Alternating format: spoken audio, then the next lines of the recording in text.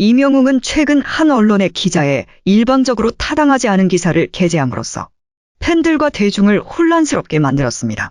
그런데 법조인 입장에서 보면 그 이슈에서 궁극적인 문제점은 언론의 보도윤리 위반과 인권침해, 매니지먼트 부재 또는 부실 속에 증폭된 명예훼손, 몰래카메라 촬영과 스토킹 문제 등이었습니다.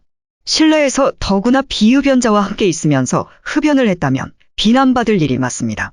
그런데 실내에서 마스크를 하기 어렵거나 할 수 없는 상황이었고, 흡연이라는 표현이 적합하지 않은 물질을 복용 또는 흡입하는 상황이었다면 이야기가 전혀 달라집니다. 이명웅에 대해 언론들은 단시간에 자극적, 단정적으로 기사를 쏟아냈는데 정작 확인된 결과는 이명웅이란 가수가 몰래 촬영을 당했고 노마스크라고 얘기되기 어려운 시간과 장소에 있었으며 그가 흡입한 물질이 흡연이라고 부르기 어려운 것이었단 사실이었습니다. 하지만 정작 가장 심각한 문제는 이것이 찍힌 사람의 입장에서 동의하였거나 예상 가능한 촬영이 전혀 아니었다는 점입니다. 그리고 촬영물의 내용이 방역수칙 위반이나 국민건강증진법 위반 같은 위법 행위라고 단정하는 보도를 했는데 보도 전 당사자 측의 방역수칙 위반에 해당하는 장소였는지 흡입한 물질이 국민건강증진법 위반에 해당하는 것이었는지 확인을 했어야 합니다.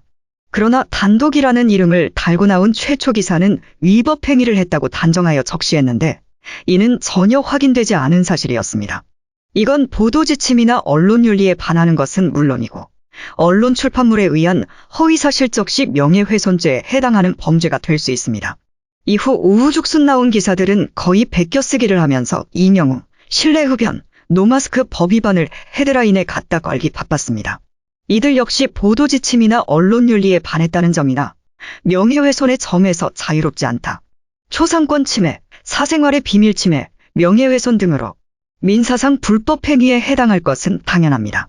찍는 사람이 언론이고 찍힌 연예인이라는 이유로, 보도한 주체가 언론이고 보도된 객체가 연예인이란 이유로 범죄나 불법 행위가 온당해지는 것이 아닙니다.